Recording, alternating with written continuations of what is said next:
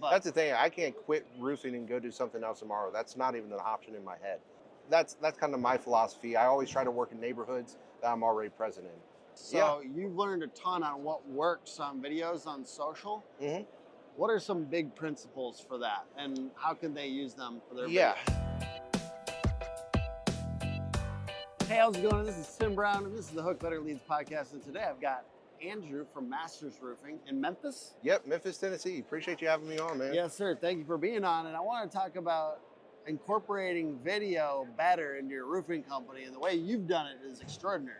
Thank you. I appreciate that. And you've been kind of on the social media trends, and you've been ahead of the curve because I've seen you put in work for years on this stuff from just your roofing business. You've made the roofing videos actually interesting where people want to watch them. For instance, on TikTok, you've done a lot of work. Thank you. I appreciate that.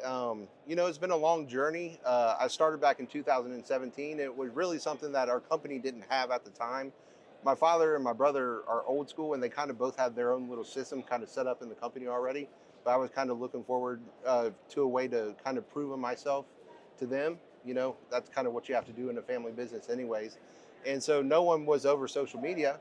I said, well, can I have complete creative control to kind of take my vision on what I want to do and kind of build my own brand? And the way that I thought about it is that, just like Nike sponsors LeBron, and he wears his own shoes, if you have a roofing company, you could build it to a level to where you could get people to endorse you to put on their products. I always thought it would be cool to do it for Owens Corning or GAF, but even the smaller companies, to be able to not only put a roof and get paid by the homeowner, but also get endorsements where you're making money that way. I always figured if it got to a slow time of year or if it ever got hard, there would be additional income for the company to benefit from. Some people think that being a content creator and doing social media well is just you build it, they will come. hmm Let's say you make the videos and they'll watch them. What are some other things that you do in support of the content creation? I'm assuming you follow people, you interact with other people to help interact with you. That's the most slept on thing in our industry, and I've been talking about it for years. The number one rule of social is being social. And that's one thing. I have people that have my personal cell phone numbers that they can reach out to me. Even at the roofing expo, I got a group of contractors I'm going to meet up with this after. We'll go have dinner, going to the SRS concert tonight. But if you can put that originality into it, that authenticity of just being able to be touchable, that's the biggest thing that I see, especially on the business side, the B2B side of our industry, is the people that are willing to be touchable to other contractors. I think Dimitri does a wonderful job of being touchable. Like he walked in earlier, and me and Copper Masters were sitting outside, and he walked up and he shook our hands. And even though he was just passing, he took the time out of his day to say hi. And I think just that makes you more relatable as a human being, and it just makes loyal followers. Like I got people that will go to war for me, and I would go to war for them too. Mm. It is tiring though. I'm not gonna lie. Being at these shows, Yeah. and doing all this stuff, being in the industry, there's a little bit of I have social anxiety, I do too. and so coming to these shows, I feel a little anxious because there's just so many people. It's like when I was younger, I like to go to the small parties. Like, hey, it's 7 of us hanging out. Yeah. It's not 45 people in a house. Yeah. Because it's a lot to social pressure. So sometimes I just get kind of in my head about coming to these events. I get it into my head too. I'm working the Roof Ivents booth. That's a product that I promote. That they took a chance on me. He came to me as a fan of my content. We ended up working out a deal. Now I actually promote the product online, and we kind of create a little small revolution in home ventilation, which no one thought that we would go back to using roof turbines from Ridge Vent. But just the other night, like the night before the event, I'm sitting there thinking in my head, I'm like, what if I go to that event booth tomorrow and no one shows up? And I'm like, man, I think I'm popular. I don't know if I am or not, And then next day I show up and there's people everywhere. All the catalogs get snatched up within the first couple hours, and it's a big success. We have 5 other guys, other contractors that saw my videos, and they're buying Roof Ivent products, and they're working the booth on their own accord, without anyone paying them, without anyone doing that, talking about the product because they love it. And yeah, that's what I think the best part about it. I think that that's an interesting thing with creators and people like try to get sponsorships or endorsements or stuff like that is like that balance between what gets views Hmm. and what gets sales. Yes. Because like when you do create relationships and then get an endorsement or something like that, it's like, is the views enough to actually create sales? And I'm actually still surprised sometimes when I hear like actually somebody I have a partner that's like a M&A company, Hmm. S&P Advisors, Hmm. and they like connect people with private equity. Hmm. And they're like, we're closing on a deal. Yeah, And I'm like, I guess still I'm like, no way. that's the coolest thing. I Yeah. like, I literally like, I'm like, I don't believe it almost because I don't, I create all this content, but I don't always put two and two together that people are actually making decisions based on it. And Yeah. I only try to partner with people that I really believe in so that if somebody makes a decision based on it, They have a great experience. Yeah. And that's the most important thing. When I'm vetting a company, it's like, one, you got to explain to me why your product's better. But two, is it applicable for me, and is the experience I'm going to have with it the same experience that the customer's going to have? You know, the fly by night stuff, that's going to ruin your reputation. I've seen that happen so many times with people where they'll go out and they'll start reaching for people. Hey, I want to do a brand deal with you. I want to do a brand deal Yeah. with you. And then next thing you know, they ruin their credibility Yeah, because it's like you're just a mouthpiece rather than actually speaking from experience. that's really good. Yeah, I'm thinking about that because I've had people on the show that are promoting a business, and sometimes I'm just like, I like this person, Yeah. and I think they're smart, Hmm. but then their business like it's not even like a bad. It did go under because they're a scammer or something like that. But like 6 months later, they're working for somebody else doing something else. It's like And that kind of sucks. yeah, Too. it's Yeah. more like if I'm gonna promote you or even like be part of it, don't be jumping around to your Yeah. like don't come on my stuff if you're not gonna like stick with this for a long Exactly, time. Because yeah. otherwise we're kind of wasting people's time. Yeah, and you're in it for the long haul, you know? Yeah. And I mean the tips were still good. yeah, exactly. But That's the thing. I can't quit roofing and go do something else tomorrow. That's not even an option in my head. Because my father owns the company, I have loyalty to him. yeah. I'll work for him until he's pushing daisies. Yeah. You know, but at the end of the day, I got a loyal following now. That I mean, I had a guy the other day. He's like, "Man, you kept me through the hard times. Like you kept me going through the hard times Mm. when I was struggling in roofing sales. I looked at you as a person like he's been doing this for 10 years. You know, you think he's had ups and downs in this industry? Of course he has, but he stuck through it all and kept improving and going forward. And then I mean, it is what it is. You got to do something for a living, right? Mm-hmm. Once you get to know us, there's no reason to buy from anybody else. What we do differently is we do stake in the factory. You're truly buying direct. We don't sell to distribution. We sell to roofers, the people that have been getting hurt for years. You keep getting price increases from suppliers. We do price decreases. We've had about 4 price decreases this year. VanBoxwellBuilding.com. We have a new website, the Amazon type platform. You go right on there, click it, put it in your cart. We can send it to you, or feel free to give us a call. We'll answer any questions for you. Roofing's a pretty cool trade. There's a lot of money in it. Yeah, there's a ton of money. People don't always realize. What's different about roofing in Memphis? I think it's like, I mean, I don't know I guess it's not like Texas. You know, Yeah. Texas, I couldn't imagine being swarmed by roofing contractors as a Yeah. homeowner. You Yeah. know, I bet that's a lot to kind of sort through altogether. You guys Memphis, do door knocking or no? I personally don't door knock. I had a door knocker for a while that kind of did it for me. I have people that pass out flyers Okay. and around my build, so they'll come out, put out flyers, and I just like that because that means the homeowner's reaching out to me. Mm. You know, and I really like that. So I try to put as much information on it as possible that's good. I find over the years, just like with social media content, with my letters, I have an iteration of a letter that works. I find a letter that works, and then I'll improve it.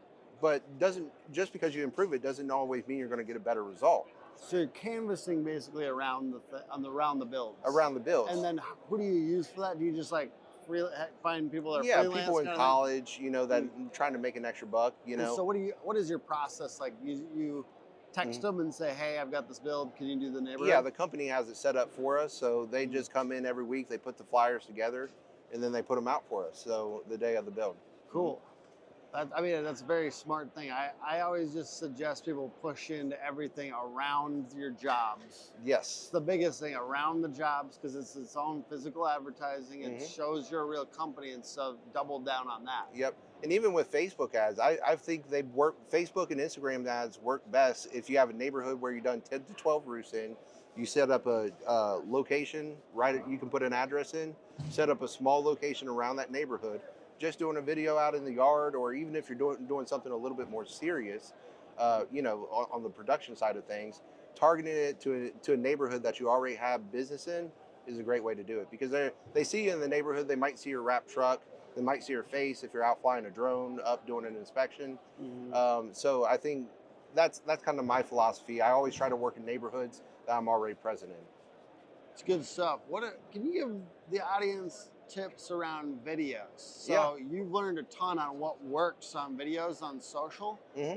What are some big principles for that, and how can they use them for their videos? So the way that I do it is, I think that you got to find what works for you overall. And I know that's a very general statement to say, but what I mean by saying that is being able to pay attention to your analytics and what works. So if you have a video that pops, go back and look at that video and say what works. If it's a video where you're pitching to the camera, is it because of the hook and how you structured it at the beginning? Is that what worked? Break down the video for what's good and say, okay, well, that worked, and try it again in a different video in a different way. And so that's kind of how I, whether it's the drone videos or the camera work that I do myself on site, I watch how it performs, and then that decides how I dictate going forward in the creative process. Can you do a little list of what your current stack for tools is right now, or do you have a different camera than your phone? No, I love simplicity. Simplicity works for me as a creator.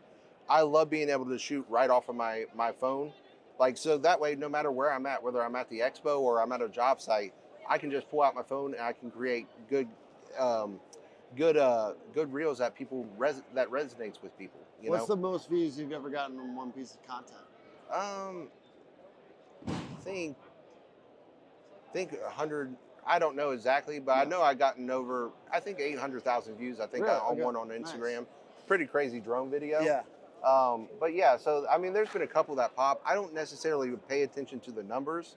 I pay attention to the trends of the numbers. Yeah. So but over time, I think everyone just has to develop the pieces of content that work for them. So for me, I got 3 pieces or style of content that I create. I have my videos where I'm pitching products into the camera. I have, the videos where I'm out at a job site explaining something, and I got my drone videos, and I got my camera work videos that I do on the ground. That's all the structure of the videos that I do, but each and every day it's kind of in the moment, kind of really designing it and creating it the way that I like to do it through CapCut. And that's just kind of spare of the moment.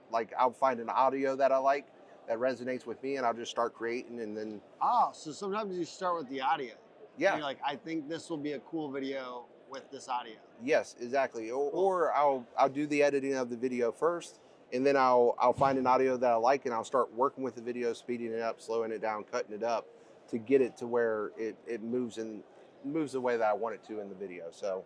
Contractors love the catch-all because it makes every single one of their roof builds easier and more profitable. Protective netting wraps facade and landscaping to prevent from left-behind nails and damage. Homeowner referrals bring you more jobs, and insurance supplements bring you more profits. But my favorite part, the branding. Awesome. What about if you have any, let's say, tips for people that are just working the camera, let's say? We're hoping to do a piece of content soon where we kind of combine all the people that are heavy in the camera stuff and rocking videos on the editing side. Any tips for people that are in that role? I got a good one for you. I call it the rule of 45, which means that if you maintain a 45-degree angle on the subject, whether it's a roof or whether you're filming someone, that's the best angle to get videos at. For whatever reason, if you get a 45-degree Can you show me what a 45-degree angle? 45-degree angle. So if Jack's right there, we're right here on a 45. Yeah. So on you, 45-degree angle would be on the right side. Angle? Kind of I don't know if it's a harsh angle. A little angle. offset. Yeah, little offset to the right. So that's how I shoot my photos, how I always try to maintain that 45-degree angle, even when I'm flying the drone. If I'm working around someone, I'm working on that 45-degree angle. Why does it work? I don't know. I watched going back to YouTube. I watched a video on how to take better videos of a model, right? Just something that was, and they just said maintain a 45-degree angle, and you'll get a lot of good shots out of that. And just moving the camera around, but they just said maintain that 45-degree angle. So I took that video that was a photographer explaining that on how a photographer does photos for people. And I said, you know what? Let me see if I can apply that to roofs and see if it works out. And so I flew out my drone one day, put it on a 45-degree angle, about 80 feet up or so. Took a photo, and it just always seems to work out. So that's when I came up with the rule of 45s. So no matter where you're at, if you get a 45-degree angle on someone, that's the first thing I tell people. If you're going to shoot me at a 45-degree angle. Most of the time I'll turn my body to where I'm already facing the camera at a 45-degree angle. I love that. Kind of right there, right? Yeah. Yeah, I love that. Where can people follow you on your social channels? Yeah, so masterroofing.memphis on Instagram. That's like my main platform. I can't, I like TikTok, but you can follow me at masterroofing.memphis on TikTok as well. But definitely, if you want to communicate on a day-to-day basis, Instagram's where it's at for me most of the time. But Facebook, it's Andrew Ittenauer, or Master Roofing Andrew Ittenauer on Facebook. And yeah, that's kind of my social media handles. Love it, and I hope that's useful to video people, content creators, and maybe some brands in the industry that want to collaborate with Andrew. He's got a lot of great taste and a lot of really cool videos. He's in the trenches every day. Yeah. Well, I appreciate it, brother. Thank you so much. Podcast is put on by hookagency.com. Hook Agency all over social media. Check us out. Great stuff.